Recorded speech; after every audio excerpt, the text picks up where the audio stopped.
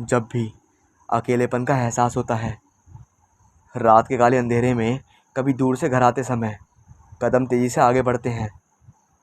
Jeep पर अचानक से हनुमान जी का नाम आ ही जाता है और दिल घबराता है। मन में शंका पैदा होती है। जल्दी से जल्दी घर जाने का मन करता है। हाँ, डर यही होता है जब अपने साय से भी इंसान घबरा जाए। रात के 2 बज रहे थे और मैं अपने मोबाइल में कॉमेडी नाइट विद कपिल का शो देख रहा था। कपिल का शो सामने चल रहा हो और नज़रें कहीं और फिसल जाएं, ये तो मुमकिन ही नहीं था। ऐसा कोई भी एपिसोड नहीं था जो मैंने ना देखी हो। और सबसे ज़्यादा मज़ेदार तो सुनील ग्रोवर। वाह यार, क्या रियल अभिनेता है। उसके बाद कीकू शारदा का अभिनय, वाह, ये दोनों तो बेस्ट थे। बाकी कपिल बाबू तो बेइज्जती करने से बाज नहीं आते। कानों में हेडफोन लगाकर बड़े मज़े के साथ मैं देख रहा था कि अचानक में कुछ चीखने की आवाज़ आई। मैंने एक झटके के साथ कानों से हेडफोन हटाया और दोबारा आवाज़ सुनने के लिए एक पल स्थिर हो गया। पर मुझे दूसरी बार आवाज़ सुनाई नहीं दी। मुझे लगा शायद मेरा भ्रम हो और फिर हेडफोन लगाकर शो देखने लगा। लगभग 5 मिनट के बाद वही आवाज़ फिर सुनाई दी। मैंने फिर हेडफोन कान से हटाया और मोबाइल बंद करके आवाज़ सुनने का इंतज़ार करने लगा। मोबाइल बंद करके लगभग 10 मिनट इंतज़ार करने के बाद मुझे कुछ भी आवाज़ सुनाई नहीं दी। मैंने सोचा कि अब रात ज़्यादा हो गई है, अब मुझे सोना चाहिए। और फिर लगभग 10 मिनट का समय और हुआ होगा। मैं गहरी नींद में था। मैं सो चुका था। मुझे आवाज़ फिर सुनाई नहीं दी। शायद मेरा भ्रम रहा हो और शायद चीखने की आवाज़ किसी के घर से आई हो या किसी के टीवी में चल रहे फिल्म से। कुछ भी हो सकता था। रात देर से सोया था तो नींद भी देरी से ही खुलेगी। अब मैं बिस्तर से उठा और मेरा हाथ मोबाइल की तरफ गया तो मैं चौंक गया। मेरा मोबाइल बुरी तरह से टूटा हुआ था। हेडफोन के टुकड़े टुकड़े हो चुके थे। मैंने बहुत ही महंगा वाला RBL का हेडफोन लिया था और मोबाइल तो मेरी सबसे अच्छी वाली थी। ये सब देखकर मैंने घर में हंगामा खड़ा कर दिया। मेरा मोबाइल किसने ख़राब किया है? हेडफोन किसने तोड़ा है? छोटे भाई को मैंने पूछा तो उसने भी मना किया। भैया, मुझे नहीं पता आपके हेडफोन के बारे में। बेशक मुझे आपका हेडफोन पसंद है, लेकिन इसका क्या मतलब कि मैं आपकी चीज़ को अगर पसंद करता हूँ तो उसे तोड़ दूँगा। ये सुनकर मैं हक्का बक्का था। रात को तो मोबाइल भला चंगा था विद हेडफोन। सुबह अचानक क्या हो गया? उल्टा मुझे ही डांट पड़ने लगी। मम्मी पापा ने मुझे खूब डांटा। याद रखो, आज के बाद 10 बजे तक नहीं सोए तो हमसे बुरा कोई ना होगा। पापा बोले, सब लाड़ पर का नतीजा है। रात रात भर मोबाइल देखेगा और नींद आ गई होगी, टूट गई होगी पीठ के नीचे चक्कर आकर या नीचे गिरकर। सोता भी तो घोड़े बेच कर है। ये सब सुनने के बाद मैं कुछ बोल ना सका, पर एक बात मुझे समझ नहीं आई। मेरे शरीर के नीचे आकर हेडफोन तो टूट सकता है, पर ये मोबाइल कैसे? मोबाइल का स्क्रीन पूरी तरह ख़राब हो गया था। ऐसा लग रहा था कि किसी ने ज़ोर से उस पर पत्थर पटका दिया हो। मैं आज बिना मोबाइल के कॉलेज गया, पर किसी को ये बात नहीं बताई। पूरा दिन बिना मोबाइल के था तो आज पढ़ाई भी ज़्यादा हुई। मज़ा आया। कॉलेज से आते आते मोबाइल को मैंने बनने के लिए दे दिया। रात के यही कोई 11 बज रहे होंगे। पढ़ते पढ़ते मुझे नींद आ रही थी। मैं सच में बहुत खुश था। आज अच्छे से नींद आ गई और मैं लंबी तान कर सो गया। अचानक में मुझे गर्मी का एहसास हुआ। चद्दर मैंने अपने बदन से जुदा करी और फिर एहसास हुआ कि पंखा बंद है, खिड़की भी बंद। फिर गर्मी तो होनी ही थी। मैं उठा और खिड़की खोला। फिर दीवार पर लगे स्विच को ऑन करके ऑफ करके देखा तो पंखा चल ही नहीं रहा था। इतनी रात को ही इसे बिगड़ना था। मैं मन ही मन बुदबुदाया और फिर अपने छोटे भाई के कमरे की तरफ बढ़ गया और उसके बगल में जाकर सो गया। लेकिन उसके स्मॉल बैट पर मैं फिट नहीं आ रहा था। फिर भी किसी तरह से मैंने उसको धकेला ताकि मैं अपने सोने की जगह बना सकूं। पर कुछ ही देर बाद उसने मुझे लात मारी और मैं धड़ाम से नीचे आ गिरा। फिर मैं कुछ नहीं बोला। उसकी भी गलती नहीं थी। मैं नीचे फर्श पर ही सो गया। सुबह उठकर देखा तो पंखा चल रहा था। मुझे समझ में नहीं आ रहा था कि मैं नींद में था या कोई मजाक है। मैंने इस बात को टाल दी और आज का दिन भी मस्ती से कॉलेज में बिताया। आते आते मोबाइल लेकर आया। शाम को मैं दोस्तों के साथ क्रिकेट खेलने चला गया और क्रिकेट ग्राउंड में जो मेरी फजीहत हुई वो मैं कभी नहीं भूल सकता था। सामने वाले टीम से हम लोग मैच हार चुके थे और सिर्फ और मेरी वजह से। पहले हम लोगों ने बैटिंग की। जब मेरी बारी आई तो मैं बैटिंग करने गया, लेकिन एक भी शॉट नहीं मार पाया। जब भी बल्ला मारने के लिए उठाता तो दूसरी बाजू चल जाता। अगर स्ट्रेच मारता तो बल्ला बाएं मुड़ जाता। बहुत कोशिश करने के बाद भी एक भी शॉट नहीं लगा। सभी मुझसे नाराज़ हो रहे थे। अरे यार, क्या मजाक कर रहा है? शिट, ज़्यादा से ज़्यादा रन की ज़रूरत थी यार। क्या हो गया तुझे? वो सब ये कह तो रहे थे, लेकिन मुझे तो खुद को नहीं पता था कि आखिर कैसे, कौन सी जकड़न थी मेरे हाथों में जो आज खुल ना सकी। जब फील्डिंग की बारी आई तो मैंने 2 कैच छोड़े और फील्डिंग भी ख़राब किया। अपोजिट टीम मैच जीत चुकी थी। मैंने तय किया कि अब क्रिकेट नहीं खेलूँगा। घर आया और गहन सोच में पड़ गया। आखिर 2 दिन से हो क्या रहा था। मैंने माँ ने मुझे कॉफ़ी दी और मैं कॉफ़ी पीकर पढ़ने बैठ गया। बहुत ध्यान मगन होकर मैं पढ़ाई कर रहा था। अचानक मुझे सारे शब्द उल्टे दिखाई देने लगे। सभी शब्द यूं मानो कि तितर बितर हो गए। मैं सहम सा गया। आखिर क्या था ये सब? मेरे दिमाग का लोचा या फिर मेरी आंखों का भ्रम? मैंने किताब बंद कर दी और ड्राइंग रूम में चला गया, जहाँ पापा इंडिया और इंग्लैंड का क्रिकेट मैच देख रहे थे। अरे पापा, अरे सोनी टीवी लगाइए यार, इंडियन आइडल देखना है। क्यों, पढ़ाई होगी तेरी? नहीं पापा, बस मन नहीं कर रहा है। अरे क्या हुआ राजीव, कुछ उखड़े उखड़े से लग रहे हो? नहीं पापा, बस ऐसे ही। और पापा ने रिमोट मुझे दे दिया और खुद वहाँ से चले गए। मैं रिमोट से टीवी का चैनल बदल रहा था, पर मुझे कहीं भी सोनी चैनल नज़र नहीं आ रहा था। मैंने मम्मी को आवाज़ लगाई, अरे माँ, ये टीवी को क्या हो गया? अंदर किचन से आवाज़ आई, क्या हुआ, अभी तो ठीक ही था। माँ, सभी चैनल पर सोनी चैनल नहीं आ रहा। होगा कुछ, जाने दो, माँ किचन से ही बोली। मैं भी उठकर किचन में गया और वहाँ पहुँचकर मैं बुरी तरह चौंक गया। माँ तो किचन में थी ही नहीं। तो किचन में कौन थी जो माँ की आवाज़ में बोल रही थी? क्योंकि ड्राइंग रूम किचन से सटकर ही था। माँ, माँ, माँ, पापा। मैं घबरा गया था। मेरे पसीने छूट रहे थे। मैं फिर जोर जोर से चिल्लाया, माँ, कहाँ हो आप? क्या हुआ राजीव? दौड़ते हुए पापा बाहर आए और माँ भी उनके पीछे पीछे। तब तक मैं मूर्छित होने वाला था। पापा ने आकर मुझे संभाला। मैं मूर्छित हो चुका था। जब होश आया तो मुझे मुझे घेरे तमाम लोग खड़े थे और आश्चर्य भरी नज़रों से मेरी तरफ देख रहे थे। माँ घबराई हुई थी। क्या हुआ था राजीव? मैं काफ़ी डर चुका था, इसलिए कुछ बोल नहीं पा रहा था। मेरा शरीर गर्म हो गया था, शायद बुखार था। बेटा क्या हुआ था? मैं माँ से लिपट गया और सारी बातें बताई। सभी लोग बहुत ध्यान से मेरी बातें सुन रहे थे। किसी को भी विश्वास नहीं हुआ। इस तरह की घटनाएं पहली बार हुई थी उनकी ज़िंदगी में। आखिर क्या था ये सब? क्या राजीव का वहम था?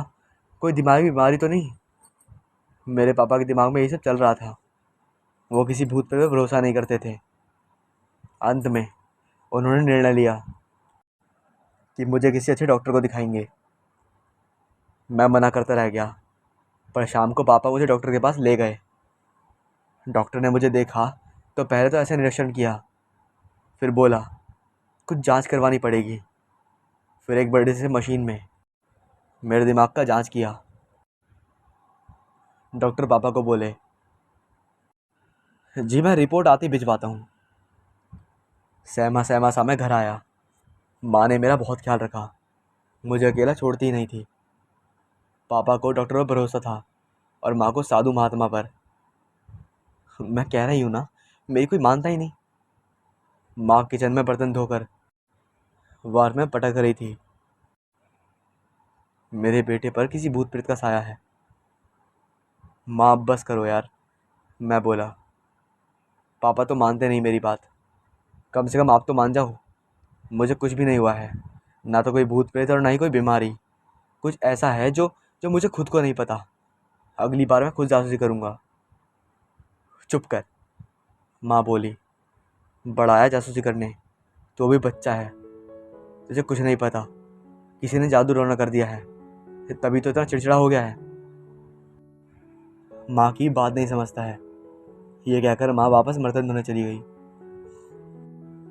मेरा छोटा भाई मेरे पास आया और कोनी मारकर आंख दिखाते हुए बोला, क्या भैया, क्यों मम्मी को परेशान करते हो?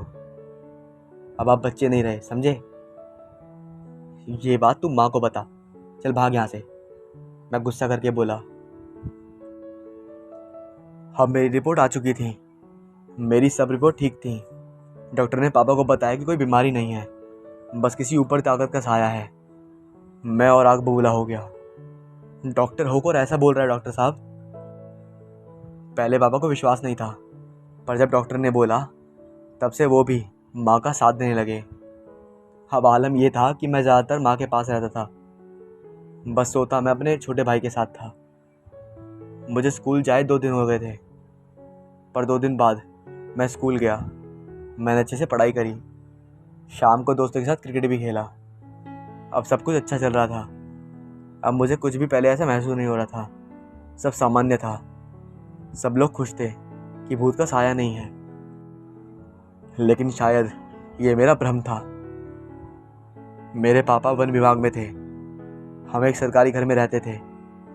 घर जंगल के किनारे था, जंगल के दूसरी तरफ गांव और बस्ती थी। यही कोई 7 किलोमीटर के बाद शहर। गांव और जंगल के बीचों बीच एक लंबी चौड़ी सड़क थी। मेरे घर के पास एक बहुत बड़ा तालाब था। वो तालाब काफ़ी खूबसूरत था, जहाँ अक्सर जंगल से पक्षी और पशु आया करते थे। जानवर तो नाम मात्र के थे। तालाब के पास किसी भी समय जाओ, बहुत अच्छा महसूस होता था। ठंडा ठंडा पानी, ठंडी ठंडी हवा। कभी कभी तो मैं उधर ही बैठकर पढ़ाई करता था। यही कोई 10 दिन बीते होंगे। रविवार का दिन था। मैं घर पर ही था, अपने कमरे में। स्कूल के प्रोजेक्ट का काम करना था। कई दिनों से तालाब पर गया ही नहीं था। फिर सोचा क्यों ना तालाब पर ही प्रोजेक्ट का काम शुरू करूं, वहाँ शायद थोड़ा अच्छा भी लगेगा। फिर मैं 2 शिफ्ट में अपना सारा काम पूरा करने, अपना सारा सामान बटोरने लगा। तालाब पूरा पेड़ों से घिरा था, पर एक खास बरगद का पेड़ था जो बहुत घना और विशाल था। मैंने अपना प्रोजेक्ट वर्क वहीं करना चाहा। पक्षियों के कलरव से वहाँ का मौसम बहुत बहुत ही ज़्यादा खूबसूरत था। बहुत शांति से बैठकर अपना काम कर रहा था मैं कि एक मधुर आवाज़ सुनाई दी, राजीव। मैं आवाज़ की तरफ पलटा, पर मुझे कुछ नज़र नहीं आया। कौन? कोई आवाज़ नहीं आया। कौन है? कौन मुझे बुला रहा है? मैं यहाँ हूँ, ड्राइंग शीट पर देखो। मैं ड्राइंग शीट पर देखा, जहाँ एक आकृति बनकर सामने आई, एक लड़की की। मेरी उम्र की एक लड़की, जो कि बिल्कुल परी जैसी लग रही थी। ये देखकर मैं हैरान था और डर भी गया था। डरना लाजमी था। पूरी ड्राइंग शीट कोरी थी, मैंने अभी कुछ शुरू भी नहीं किया था। अचानक मैं इतनी सुंदर, अच्छी और भला की खूबसूरती अपनी तस्वीर पर कैसे उतार सकता हूँ? कुछ तो झोल था। फिर भी हिम्मत करके मैं बोला, कौन हो तुम? रानी, एक अनजान आवाज़ आई। कौन रानी? और तुम ही मुझे परेशान कर रही थी? जी हाँ, पर मैं जानबूझकर आपको परेशान नहीं कर रही थी। मैं बस तुमसे बात करना चाहती थी। एक तुम ही थे जो मेरे साथ खेल सकते थे, बातें कर सकते थे। मैं अभी भी डरा हुआ था। पर तुम हो कौन? एक भूत। क्या? मेरे होश उड़ गए। मैं बहुत डर गया था। मुझे जाने दो। मुझे मुझे नहीं बात करनी। और मैं वहाँ सब कुछ छोड़कर वहाँ से भागने लगा। राजीव रुको, प्लीज़। मैं ठिठक गया। आवाज़ में करुणा थी। पलट कर देखा तो कुछ नज़र तो नहीं आ रहा था, पर आवाज़ साफ साफ सुनाई दे रही थी। राजीव, मैं तुम्हें नुकसान नहीं पहुंचाऊंगी। मैं बस तुम्हारे साथ खेलना चाहती हूँ। मेरा कोई भी दोस्त नहीं है। अकेली ऐसी भूत हूँ भूत लोक में, जिसका कोई दोस्त नहीं है। मैं ड्राइंग शीट के पास गया। शीट अब पूरा कोरा था। मैंने बस टीवी में भूत देखा था और सुना था कि ऐसा भी होता है, पर इतना मासूम और छोटा भूत। मैं भी बड़े मासूमियत से बोला, भूत तो बड़े होते हैं, तुम इतनी छोटी हो, तुम भूत कैसे हो सकती हो? क्योंकि मैं इंसान नहीं हूँ, मैं मर चुकी हूँ, इसीलिए भूत हूँ। अब मैं कैसे बताऊँ? वो भी बता नहीं पा रही थी और मैं भी समझ नहीं पा रहा था। खैर, मुझे उससे क्या। राजीव, मुझे अपना दोस्त बना लो प्लीज़। छोटी भूतनी रोने लगी। अचानक मैंने अपनी ड्राइंग शीट को भीगे हुए देखा। मतलब साफ था। छोटी भूतनी के आंसू मेरी शीट को भिगो दिए थे। मुझे उस पर दया आई। मैं सोचने लगा कि सच में इसने अभी तक मेरा कोई नुकसान नहीं करा है। कुछ भी तो नहीं। मेरे भी अच्छे दोस्त नहीं हैं, तो क्यों ना भूतनी को ही अपना दोस्त बना लूं। चंचल मन था, तो मुझे मानना ही पड़ा। ठीक है, तुम रो मत। तुम आज से मेरी दोस्त, सबसे अच्छी दोस्त। और फिर रानी खिलखिलाकर हंसने लगी। ड्राइंग शीट से आंसू गायब हो चुके थे, सूख चुके थे। शीट पर एक चित्र बनकर सामने आया, जो एक फूल और गुच्छा था, और नीचे लिखा था, थैंक यू। मैं भी बहुत खुश था। मेरी ज़िंदगी में एक पल था जो शायद किसी की ज़िंदगी में नहीं होता। माँ, हम जा रहे हैं स्कूल। राजीव घर से बाहर की तरफ जाते हुए माँ से बोला। ठीक है बेटा, संभल के, माँ राजीव से बोली। पर तब तक राजीव और छोटा भाई मोनू वहाँ से बाहर निकल चुके थे। राजीव 2 या 3 मिनट इंतज़ार किया होगा, तब तक बस आ गई और वो बस में बैठ गया। चल बैठ जा, खड़े क्यों हैं? राजीव अपने भाई को बोला, तो मोनू बैठ गया। भाई, धक्का क्यों मार रहे हो? अरे मैंने धक्का कब मारा?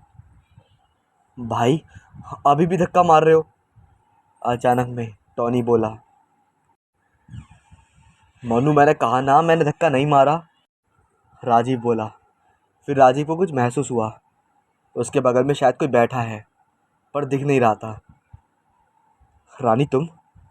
राजीव धीरे से बोला। हाँ मैं। आज मैं अभी तुम्हारे स्कूल जाऊंगी। यार, तुम मेरे स्कूल कैसे? भाई, आप क्या फुसफुसा रहे हो?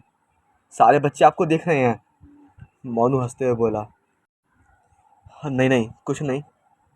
फिर उसने धीरे से रानी से बोला, वापस जाओ।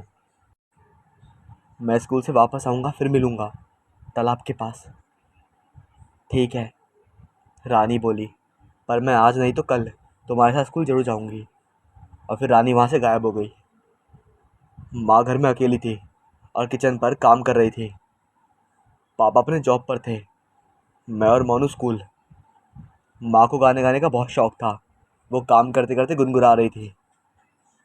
अचानक मेरे किचन में रखा फ्रिज अपने आप खुल गया और उसमें रखा हुआ आइसक्रीम का एक कप अपने आप हवा में बाहर आ जाता है। माँ घबरा जाती है और चिल्ला कर बाहर ड्राइंग रूम में आती है। पीछे पीछे आइसक्रीम भी हवा में लहराती हुई बाहर आती है और एक सोफे के पास ठहर जाती है। माँ घबराते हुए चिल्लाती है, पर उनकी आवाज़ किसी बाहर वाले को सुनाई नहीं देती है। माँ की आंखें फटी की फटी तब रह जाती हैं जब धीरे धीरे आइसक्रीम खत्म होने लगती है। ये देखकर माँ के होश उड़ जाते हैं और माँ वहीं धड़ाम से फर्श पर गिर जाती है। भूत, भूत। अरे, अरे मैं भूत नहीं हूँ आंटी, रानी बोलती है। इससे पहले माँ बेहोश थी। मैं और मेरा छोटा भाई जब घर वापस आते हैं तो माँ को इस हालत में देखकर हमारे तो होश उड़ जाते हैं। हम दोनों किसी तरह माँ को बेडरूम में ले जाते हैं और सुला देते हैं। मैंने कुछ नहीं किया राजीव। अचानक से मेरे कानों में रानी की आवाज़ आई। मैं गुस्से से रानी की तरफ देखा, जो दिख तो नहीं रही थी, पर मुझे महसूस हो रही थी कि वो यहीं है। मैंने बस आइसक्रीम खाई थी, डरते हुए रानी बोली। मुझे भूख लगी थी तो मैंने फिर से निकाल कर आइसक्रीम खाई और माँ ने देख लिया। मैंने अपने सिर पर हाथ मारा। क्या ज़रूरत थी? कभी कभी शांत जगह बैठो यार, जाओ यहाँ से। रानी शांत वहीं पर बैठ गई। माँ को होश आया तो वो चिल्लाने लगी। भूत, भूत। राजीव, यहाँ भूत है बेटा, भूत। अरे माँ, कुछ नहीं है भूत भूत। चुप कर, तुझे नहीं पता। पापा को फ़ोन लगा जल्दी। और मैं पापा को फ़ोन लगाता इससे पहले पापा आ गए और आते ही बोले, क्या हुआ? अरे क्या हुआ तुम्हें? फिर माँ ने सारी बात बताई। मैंने भी सुना और रानी भी सुन रही थी। ठीक है, मैं आज ही किसी ओझा बाबा से मिलता हूँ। मैं कहती थी ना कि राजीव के शरीर में वही भूत है। ये जगह ठीक नहीं है, यहाँ के लोग भी अजीब हैं, पता नहीं क्या जादू करते रहते हैं। उन्हीं में से किसी ने शायद हमारे घर पे भी कर दिया कुछ। अब मैं भी माँ पापा को कैसे समझाता कि ये भूतनी मेरी दोस्त है, किसी को नुकसान नहीं पहुँचाएगी। क्या हुआ? इतना क्यों चिल्ला रहे हो? अगर माँ को कुछ हो जाए तो? कुछ नहीं होगा माँ को, रानी बोली। मैं खुद माँ से मिलना चाहती हूँ। क्यों? राजीव घबरा गया। माफ़ी मांगने के लिए। रहने दो, भूत हो तुम, माँ नहीं समझेगी। ये बताओ कि तुम स्कूल बस में क्या कर रही थी? मुझे भी स्कूल जाना था। क्यों? तुम तो भूत हो, तुम क्या करोगी स्कूल जाकर? मैं भी उसी स्कूल में पढ़ती थी राजीव। राजीव अवाक रह गया। मैं 2 साल पहले उस स्कूल में पढ़ती थी। मेरी यादें जुड़ी हैं उस स्कूल से। मतलब 2 साल पहले? क्या? मतलब 2 साल पहले तुम स्कूल में पढ़ती थी? तो रहती कहाँ थी? यहीं, जहाँ तुम आज रहते हो, उसी घर में, इसी तालाब में मैं आती थी।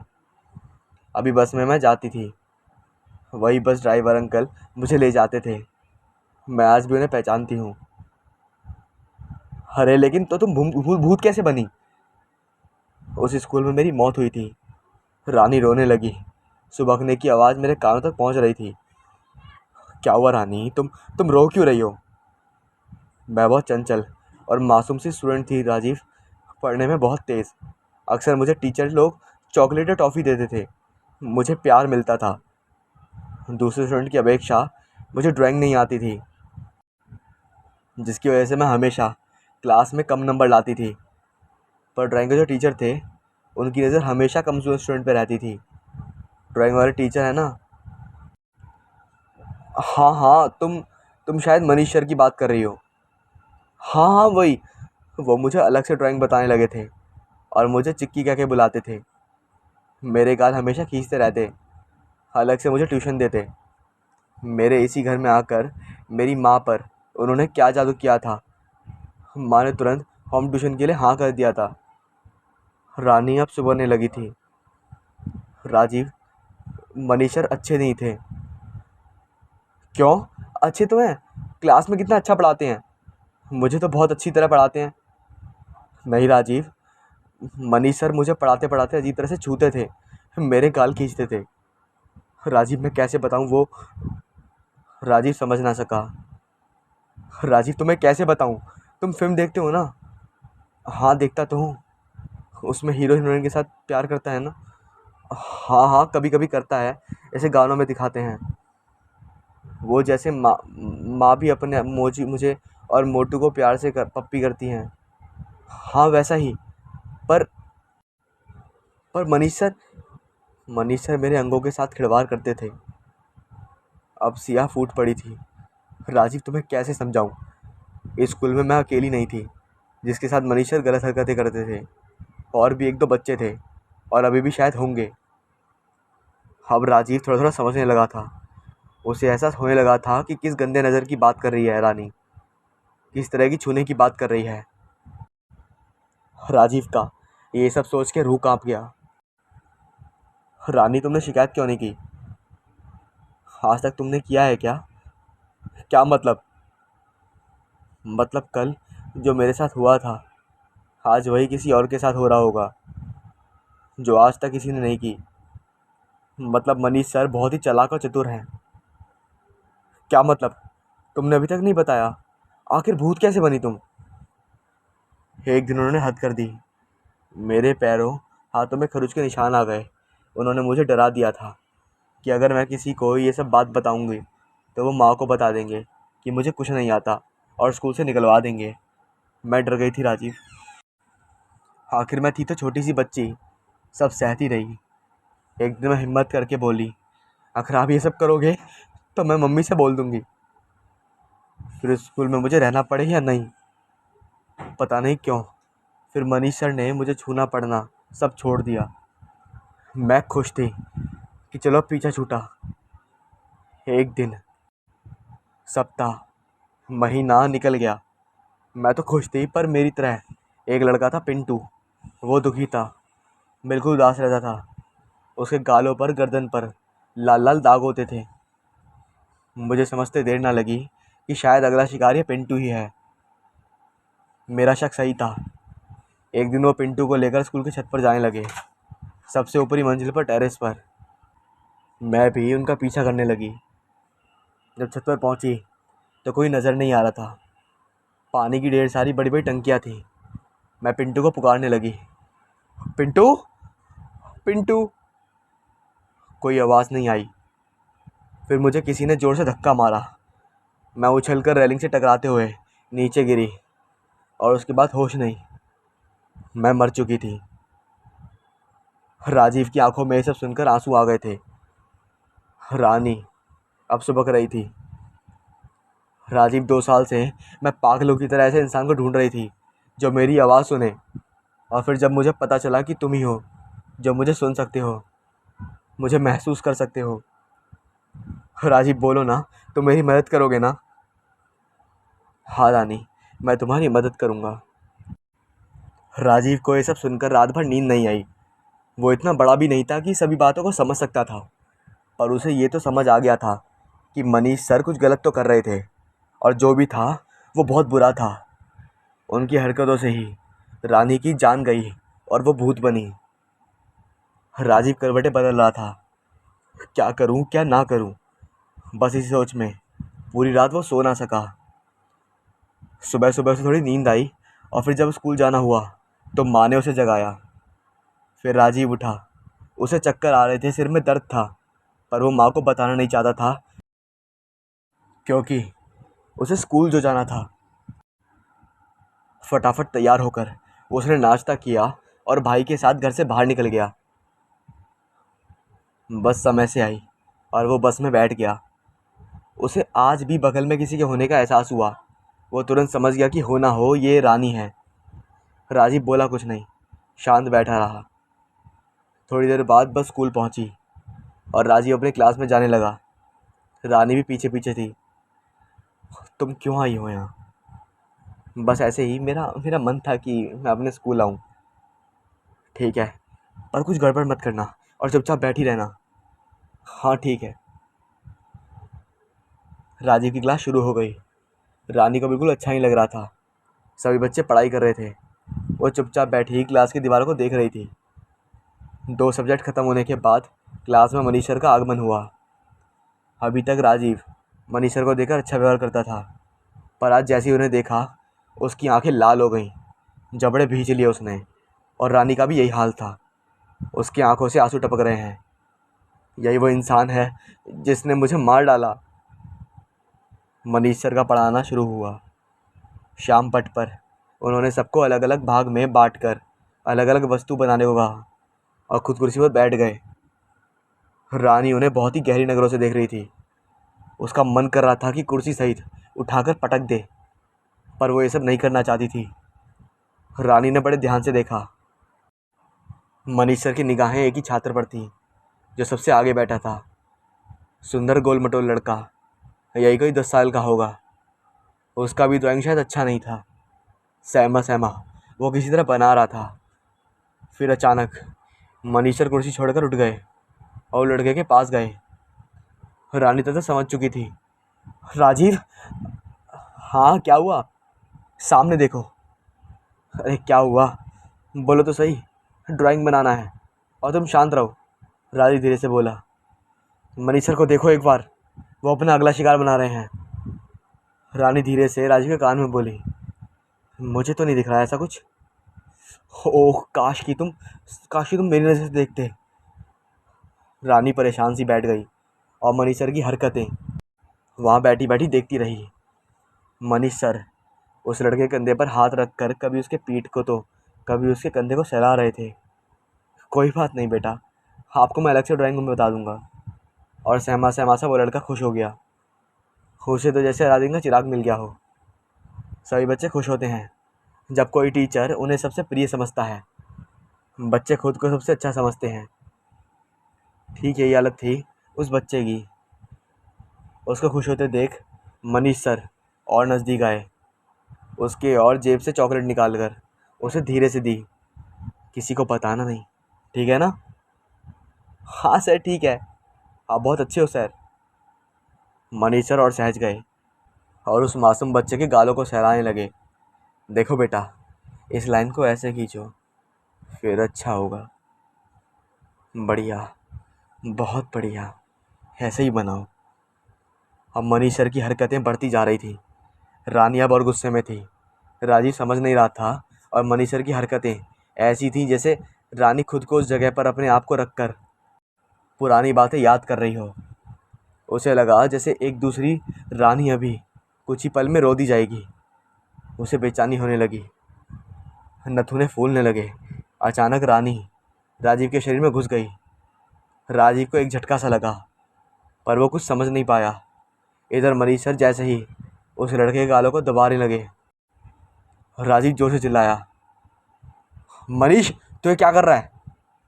मनीष सर को तो मान लो काटो तो खून नहीं। पूरा क्लास सन्नाटे में। आवाज़ इतनी बुलंद थी कि अगर अगर डीजे हो तो वो भी कम पड़े। सभी बच्चे चौंक गए, सभी दंग थे। आखिर राजीव ने इस तरह मनीष सर को कैसे बोला? मनीष सर आग बबूला हो गए। राजीव को आगे बुलाया और डांटने लगे। तुम्हारी ऐसी हिम्मत कि अध्यापकों को इज्जत देना भूल गए। इसी सजा तुम्हें मिलेगी। चलो प्रिंसिपल ऑफिस में। राजीव को तो कुछ पता ही नहीं चला कि ये सब अचानक में कैसे हो गया। पर रानी राजीव के शरीर से अलग होकर अब मुस्कुरा रही थी। बस में दोनों शांत बैठे थे।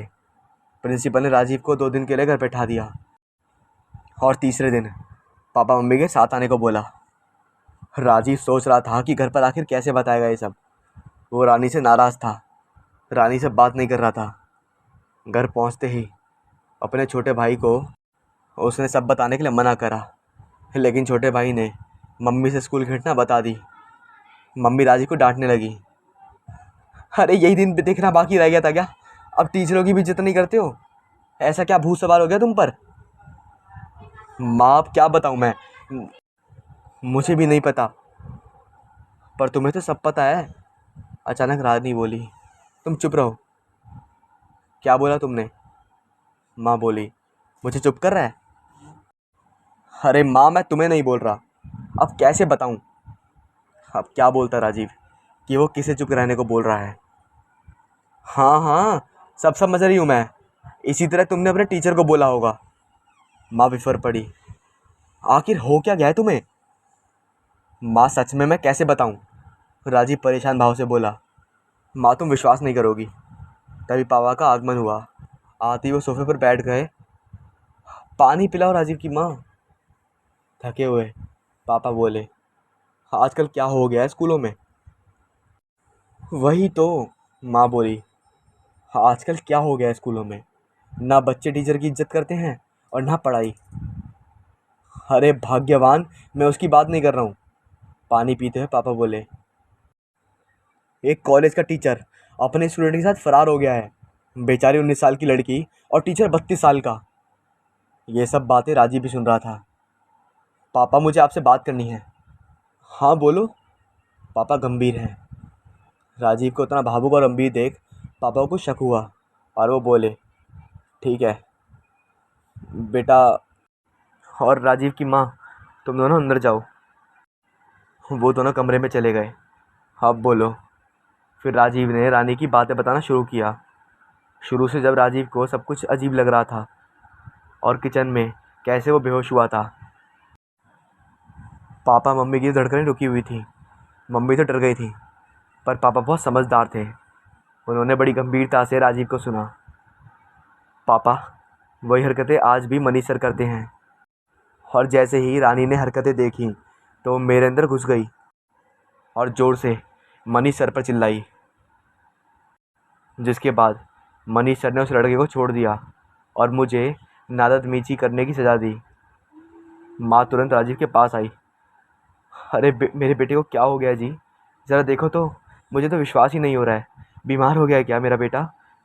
राजीव के सर पर हाथ फिराते हुए माँ बोली, माँ मुझे कुछ नहीं हुआ है, पर मुझे रानी की मदद करनी है। पापा भी याद करो, आपसे पहले जो अंकल यहाँ रहते थे उनकी लड़की कैसे मरी थी। ये वही रानी है। रानी के पापा स्कूल से घर और घर से कोर्ट दौड़ते रहे, पर कोई सबूत ना होने की वजह से उन्हें कुछ नहीं हो पाया। हाँ बेटा, मुझे याद तो है। उस घटना के बारे में मैंने सुना था, पर क्या रानी अभी घर पर है? हाँ पापा, रानी है, मेरे पास ही खड़ी है। बेटा कहाँ हो तुम? मेरे पास आओ। पापा ने रानी को अपने पास बुलाया और महसूस करने की कोशिश करने लगे। रानी पानी का बोतल हवा में उठा दी। माँ बहस से हट गई। रानी पापा को पानी देते हुए राजीव से बोली, उन्हें बता दे मैं उनके बिल्कुल पास हूँ। पापा, रानी आपके पास ही है, पानी का बोतल ले लो आप। और मम्मी आप डरो मत, रानी बहुत अच्छी है, बस दिखती नहीं है, मुझे महसूस तो होती ही है। अब सभी को सब समझ आ चुका था। पापा बहुत गुस्से में थे। उन्होंने भी सोचा कि जाकर मनीष सर के जबड़े तोड़ दें, पर उन्हें तो अब बच्चों के लिए धैर्य से काम लेना होता। देखो बच्चों, स्कूल प्रशासन मुझे तो कोई दखल देने नहीं देगी, इसलिए मैं जैसा जैसा कहता हूँ वैसा वैसा करो। हमें एक योजना के तहत मनीष को पकड़ना है और उसे समाज के सामने पुलिस को देना है। मैं अभी अपने दोस्त इंस्पेक्टर से बात करता हूँ। ये बहुत ही गंभीर समस्या है। अब रानी बहुत खुश थी। घर में छोटा भाई को छोड़कर सभी को पता था कि उनके साथ एक भूतनी भी रहती है, जो आज रात की डिनर टेबल पर भी है। सभी लोग खा रहे थे और रानी चुपचाप उन्हें खाते देख रही थी। इस घर का कोना कोना उसे पता था। अब तो माँ को भी रानी पर दया आती थी। माँ को लगता था कि रानी सुन लेगी, इसलिए अब वो रानी को बोल बोल कर सब काम करती थी। 2 दिन बाद राजीव के पापा राजीव को लेकर स्कूल जाने वाले थे। तब तक राजीव को घर पर ही रहना था। पापा की आंखों में आंसू देखकर माँ बोली, अरे क्या हुआ आपको? आपकी आंखों में आंसू? क्या बताऊँ मैं। आज 2 दिन जब राजीव को स्कूल लेकर गया तो प्रिंसिपल उल्टा मेरे पे चढ़ गया। कह रहा था कि आपके बच्चे को तमीज़ नहीं, घर में क्या सिखाते हो? आप तो पूरे दिन जंगल में रहते हो, बच्चे को भी जंगली बनाओगे क्या? अरे अपने बच्चे को ऐसे संस्कार दीजिए। मैंने बहुत बोला, बहुत समझाया कि राजीव ऐसा नहीं है, हो गई गलती, माफ़ कीजिए, आगे से ऐसा नहीं होगा। काश मेरे पास कोई सबूत होता, भरे बाज़ार में पीटता उस टीचर को। मैं भी अफसर हूँ, मुझे पता है कायदे कानून। मैंने अपने बच्चों को अच्छे संस्कार दिए हैं। यही सब सोचकर अचानक से आंखों में आंसू झलक पड़े। जब रानी के बारे में सोचा, कितना घिनौना काम कर रहा है वो टीचर। हम सभी अपने बच्चों को स्कूल के हवाले बेफिक्र छोड़ देते हैं। एक विश्वास होता है कि हमारे बच्चों को कुछ नहीं होगा। शिक्षा लेने जाते हैं वो, शिक्षित होकर बड़े होंगे और घर घर परिवार समाज देश का नाम रोशन करेंगे, अपने शिक्षक का नाम बढ़ाएंगे। पर यहाँ तो उल्टा हो रहा है। एक पागल मानसिकता वाले व्यक्ति की वजह से रानी जैसी कितनी बच्चियाँ इस समाज में डर डर कर जीती हैं। आप चिंता ना करो, सब ठीक होगा। उस पापी को सज़ा मिलकर ही रहेगी। अपना राजीव देखो कितना बड़ा हो गया है, इतना कि एक भूत बच्चे की सहायता के लिए बिना घबराए उसने मुझसे बात की। उसकी हिम्मत की दाद देता हूँ। अब कुछ भी हो जाए, उस धरिंदर की खैर नहीं है। माँ मैं जा रहा हूँ, राजीव माँ से बोला। पापा, आपने जैसा कहा था मैं ठीक वैसा ही करूँगा। शाबाश बेटा, मुझे तुम पर फ़िक्र है। अच्छे से और सावधानी से करना जो भी करना।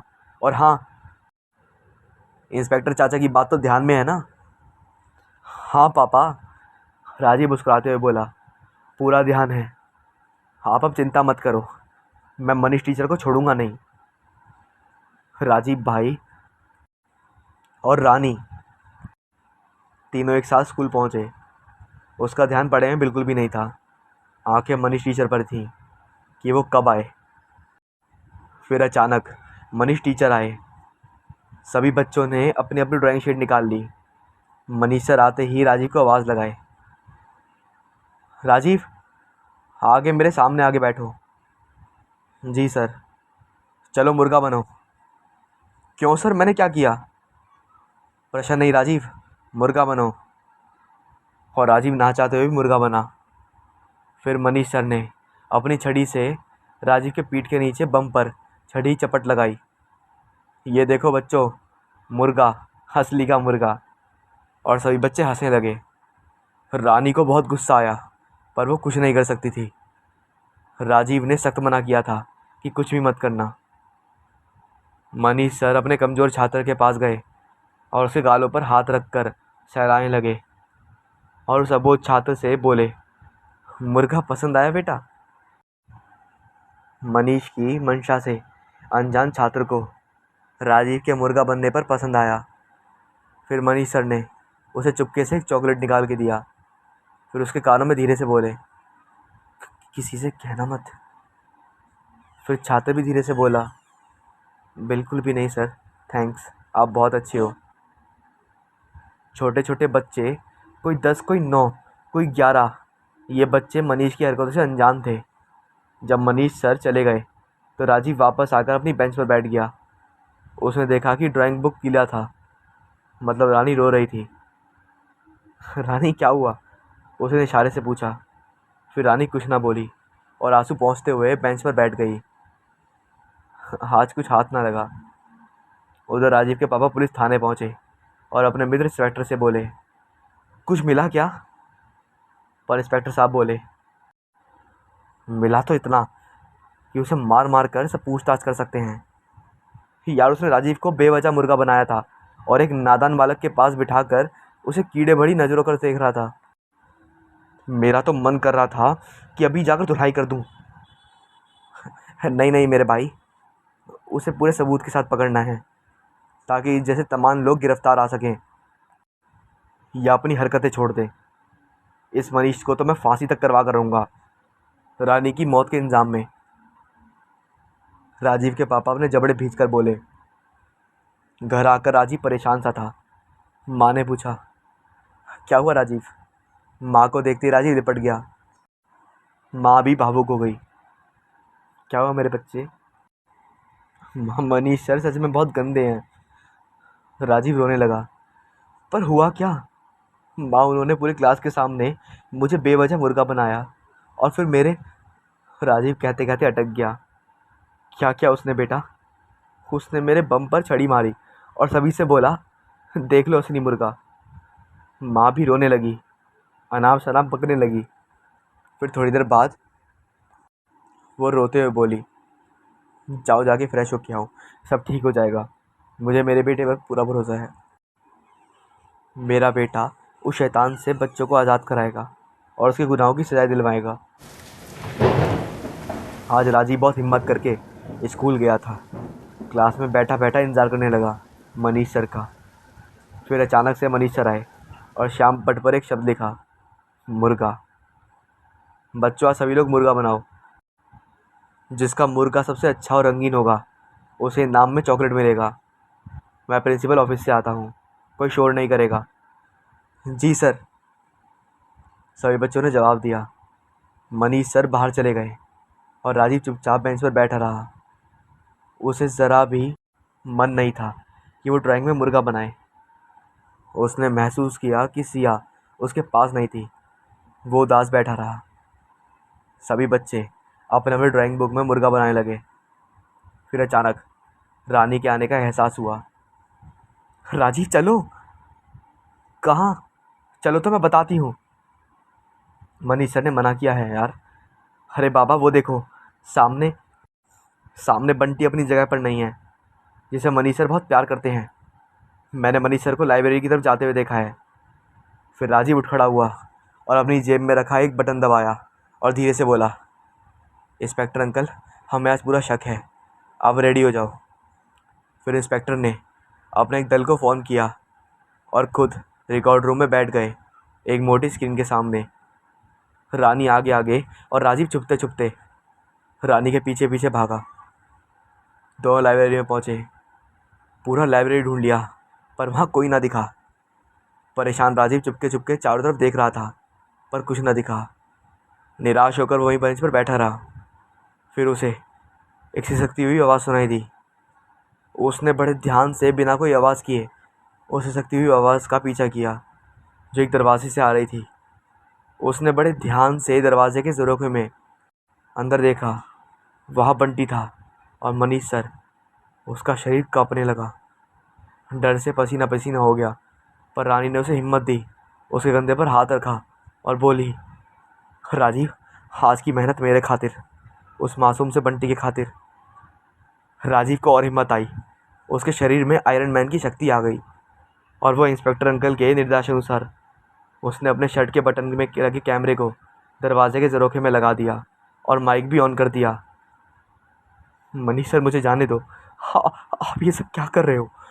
मैं मम्मी से बोल दूंगा, पापा से बोल दूंगा, मुझे मुझे जाने दो। बंटी रो रहा था। कुछ नहीं होगा बेटा, तुम मेरे सबसे अच्छे छात्र हो ना।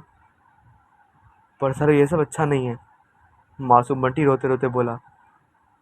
मुझे दर्द होता है सर, मुझे छोड़ दो। देखो बंटी, अगर स्कूल में अच्छे नंबर लाने हैं तो तुम किसी से कुछ नहीं बोलोगे, ठीक है? मैं तुम्हें चॉकलेट भी देता हूँ ना। मनीष सर बंटी के पीठ और गर्दन पर हाथ फिराता हुआ बोला, मैं खुद तुम्हारी मम्मी से बोल दूंगा कि तुम कितना कम नंबर लाते हो। नहीं नहीं सर, आप मम्मी को कुछ मत बोलना, मैं भी नहीं बताऊंगा। पर सर मुझे अब बिल्कुल अच्छा नहीं लगता है ये सब, प्लीज़ सर। बंटी कांपते हुए बोला। तब तक पुलिस स्कूल के प्रांगण में पहुंच चुकी थी। जैसे कि उन्हें थाने से इंस्पेक्टर ने हिदायतें दी थी, किसी की मत सुनना और सीधा उसे गिरफ्तार करो। और स्कूल को सीज करने के लिए दूसरा पुलिस दल भेजा। धड़ धड़ पुलिस जब क्लासरूम में होते हुए लाइब्रेरी की तरफ जाने लगी तो सभी लोग देखकर दंग रह गए। अरे क्या हुआ, क्या हुआ? प्रिंसिपल दौड़ते हुए आए और बोले, कुछ नहीं, अभी पता चल जाएगा। इधर मनीष सर बंटी को पानी पिलाए, उसका मुंह पोंछा और अपने रुमाल से मुंह साफ करके बोले, मैं अभी चला जाऊंगा, तुम ठीक 2 मिनट बाद बाहर आते ही क्लास में चले जाना। ठीक है सर। गुड बाय, तुम हो मेरे अच्छे बच्चे। और जैसे ही मनीष सर बाहर निकलते हुए बाहर बढ़े तभी पुलिस ने उन्हें धर दबोचा। बहुत झटपटाया पर पुलिस ने एक ना सुनी और घसीटते हुए बाहर ले जाने लगे। 2 पुलिस वालों ने बंटी को बाहर लेकर आए और उसे भी लेकर जाने लगे। पुलिस की एक गाड़ी में राजीव बंटी को बिठाया गया और दूसरी गाड़ी में मनीष सर को। आप फटाफट पुलिस थाने पहुंचो, मामला बहुत संगीन है, इसलिए सीधा वहीं आ जाओ, कहीं और मत जाना और ना मीडिया को बताना, नुकसान आपको ही होगा। पुलिस सब इंस्पेक्टर ने प्रिंसिपल को बोलते हुए गाड़ी में बैठा। थाने में पहले से ही राजीव के माता पिता, बंटी के माता पिता आ गए थे। प्रिंसिपल भी आ गए। पुलिस कमिश्नर साहब को भी बुलवाया गया और सभी के सामने वीडियो देखा गया। वीडियो देखकर सभी की आंखें फटी की फटी रह गईं। सब कुछ साफ आईने की तरह था। इंस्पेक्टर ने सभी को बताया कि उन्हें पूरा यकीन है, फिर भी वो रिमांड में लेकर कबूलवा लेंगे कि रानी नाम की बच्ची को धक्का देकर मनीष ने ही मारा था, क्योंकि रानी की बातों पर भरोसा कौन करता। अब मनीष को एक बंद कमरे में बिठाया गया और उसे रिमांड भी लेने की ज़रूरत नहीं पड़ी। मनीष ने सब स्वीकार कर लिया था। उसने पिछले 7 सालों में 4 बच्चों के साथ में ऐसी हरकत की थी जैसी रानी के साथ करी थी, और रानी को तो उसने मारा भी था। इस तरह से राजीव रानी के साथ मिलकर बहुत से बच्चों की ज़िंदगी को नीरस होने से बचाता है। राजीव को राष्ट्रपति पुरस्कार के लिए भी चुना जाता है। रानी बहुत खुश होती है और अंत में राजीव और उसके परिवार से विदा लेती है। राजीव बहुत उदास हो जाता है। उसे रानी की बहुत याद आती है। एक दोस्त मिली थी, वो भी जा रही है। भूतनी, मेरी दोस्त। ये कहानी आप लोगों को सुननी बहुत ज़रूरी थी, क्योंकि हो सकता है आप बड़े हों, आप छोटे हों, और मेरी कहानी काफ़ी लोग सुनते हैं, तो आप हो सकता है कि एडल्ट हों या फिर आप भी स्कूल में हों। लेकिन अगर आप एडल्ट हैं तो अपने बच्चों पे थोड़ी सी ध्यान रखें कि उन्हें कोई तकलीफ़ तो नहीं है, क्योंकि शोषण आजकल सबके साथ होता है। और ये कहानी सिर्फ यही समझाने के लिए थी कि आपको अपने बच्चों पर ध्यान रखना चाहिए, और अगर आप बच्चे हो तो आपको अपने आसपास होने वाली जो प्रॉब्लम्स हैं उनके लिए लड़ना चाहिए। मैं हूँ आपके रात का साथी आर्यन, और आप देख रहे हैं हॉरर सेटिस्फाई। हाईवे पर एक फुल स्पीड में आता हुआ ट्रक राजेश की कार से टकराया और कार का कचूमर बन गया। राजेश के शरीर के चीथड़े उड़ गए। धीरे धीरे उस जगह पर गाड़ियाँ रुकने लगी। किसी ने पुलिस को बुला लिया और वहाँ पर देखते ही देखते बहुत सारी भीड़ जमा हो गई। राजेश के घर पर पुलिस ने फ़ोन करा और वहाँ पर उसके सारे परिवार को इस दुर्घटना के बारे में सूचना दी। उसके घर वाले उसके चीथड़े उड़े हुए शरीर को लेकर घर आ गए। उन्होंने डेड बॉडी को पोस्टमार्टम के लिए नहीं दिया और फिर राजेश का अंतिम संस्कार कर दिया गया। राजेश के घर वालों का रो रो कर बुरा हाल था और उनके मुंह से बस यही शब्द निकल रहे थे, ये सब उस ब्रिजेश की माँ का श्राप है। मैंने अपने बेटे को सुधारने की काफ़ी कोशिश की, लेकिन उसे कभी बदल नहीं पाई। आज उसके बुरे कर्मों की सज़ा ऊपर वाले ने उसे दे ही दी। कैलिफोर्निया से आए हुए राजेश के छोटे भाई रामदेव और उसकी पत्नी सुशिक्षा बड़ी गंभीरता से अपनी माँ की बात सुन रहे थे। उन्होंने अपनी माँ से पूछा, माँ, ये ब्रिजेश कौन है और उसकी माँ का क्या श्राप था? राधिका देवी ने अपने रोने पर काबू करते हुए कहा, हमारे घर के सामने ये जो घर पड़ा हुआ है ना, ये आग में झुलझा हुआ घर, यही है उस अभागन माँ का पुराना घर। ब्रिजेश लगभग 7 से 8 साल का रहा होगा। उसकी माँ हमारे घर कुछ खाने के लिए मांगने आई थी। उस औरत का पति ट्रकों से माल उतारने का काम करता था और बहुत ज़्यादा शराबी था। आए दिन वह उसे जानवरों की तरह मारता था और खर्चे के लिए उसे पैसा भी नहीं देता था। ब्रिजेश की माँ उम्र में लगभग 27 साल की होगी। बहुत ही सुंदर और जवान थी। फटे हुए कपड़ों में उसकी जवानी अलग से नज़र आती थी। उस दिन बहुत मनहूस दिन था। वह हमारे दरवाजे पर खड़ी थी। साथ में उसका 7 साल का लड़का ब्रिजेश भी चुपचाप खड़ा था। राजेश ने उसके ऊपर गंदी नीयत से नज़र डाली। उसने ब्रिजेश की माँ की कलाई पकड़ी और वह उसे खींचकर अपने कमरे में ले गया। मैंने दरवाज़ा पीटा, दरवाज़ा बहुत मुश्किल से खुलवाया और उसे रोकने की काफ़ी कोशिश की। उसने मुझे भी वहाँ पर धक्का दे दिया और मैं लुढ़कते हुए सीढ़ियों से नीचे आकर गिर गई। मेरे सर में बहुत तेज चोट लगी, जिसकी वजह से मेरे सर पे आज भी वही निशान है। मुझे जब होश आया तो वह औरत निर्वस्त्र होकर सनक से भरी हुई कमरे से बाहर निकली। उसके शरीर पर बहुत सारी चोटें लगी हुई थीं और वह बुरी तरह दहाड़े मारकर रो रही थी। वह कह रही थी, इस घर को मेरा श्राप लगेगा। एक दिन ये घर मिट्टी में मिल जाएगा। सब कुछ नेस्त नाबूद हो जाएगा। जिस तरह तूने मेरी इज्जत लूटी है, वैसे ही इस घर की हर एक चीज़ बिखर जाएगी। मेरा श्राप है। और फिर उसने घर जाकर आग लगाकर आत्महत्या कर ली। ब्रिजेश ये सब देख रहा था। उस दिन से ही इस घर में चारों तरफ मनुष्यत का साया मंडराने लगा। घर में तरह तरह के काले कारनामे होने लगे। घर का शुद्धिकरण कराने के लिए मैंने अपने कुलगुरु पंडित जी मनमोहन प्रसाद जी को यहाँ पर बुलवाया। उन्होंने नवग्रह शांति का हवन किया, लेकिन उससे हमारे घर में कुछ भी फ़ायदा नहीं हुआ। ऊपर से राजवीर के बुरे कर्म बढ़ते गए। लोगों को परेशान करना, उन्हें यातनाएं देना, गरीब और कमज़ोरों को बेइज्जत करना और उन्हें सता कर उन्हें जलील करना। उसे बहुत मज़ा आता था इन सब कामों में। वह बात बात पर घर के नौकरों से मारपीट करता था। धीरे धीरे ये घर पूरी तरह से खाली हो गया। इस घर में मैं, राजेश, बस दो ही लोग बचे थे। फिर एक दिन, एक काली अमावस्या की रात थी। बहुत ज़ोरदार बारिश हो रही थी। चारों तरफ गहरा घना अंधेरा छाया हुआ था। जोर जोर से बिजली की आवाज़ें हमारे घर को नेस्त नाबूद कर रही थी। 14 से 16 साल का लड़का बारिश में भीगता हुआ उसने दरवाज़ा खटखटाया। मैंने दरवाज़ा खोला। उसने बताया, मयंक साहब ने मुझे इस घर में नौकरी के लिए भेजा है और वह घर के अंदर आ गया। यहाँ पर कोई भी नौकरी करने के लिए राज़ी नहीं होता था। फिर उसने धीरे धीरे घर का सारा काम संभाला।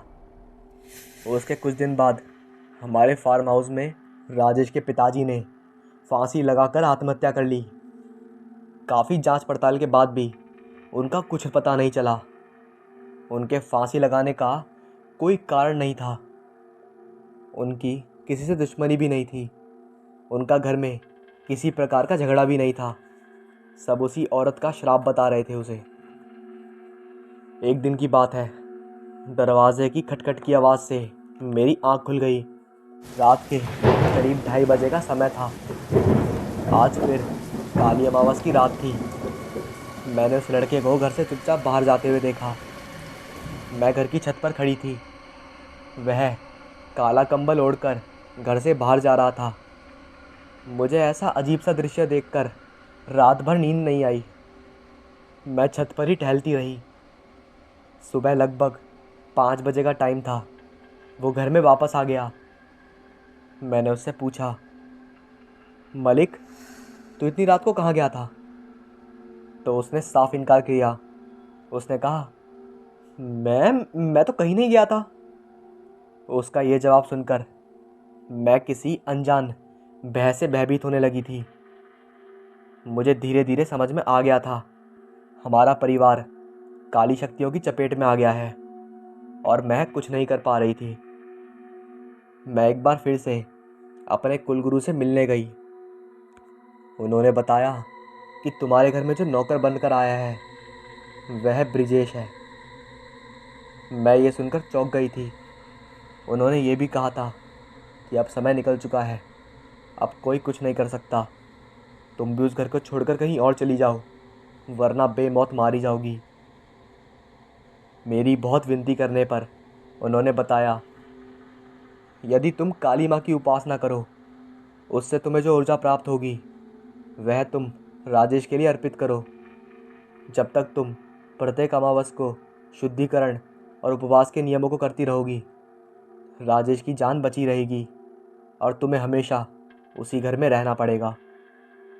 ब्रिजेश ने राजेश के बाल और कपड़ों को इस घर में आकर आसानी से प्राप्त कर लिया था और उन्हें लेकर वो एक दिन गायब हो गया।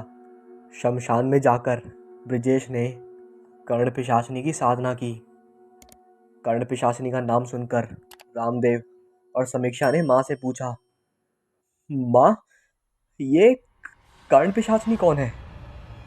उसकी साधना क्या है? माँ ने कहा, उसके बारे में सिर्फ इतना ही बता सकती हूँ कि वह स्वर्ग से निष्कासित की गई है और वह आती तो अपनी मर्जी से है, लेकिन उसे वापस भेजना बहुत मुश्किल है। और जब वह एक बार आती है तो चारों तरफ लाशों ही लाशों का माहौल फैल जाता है।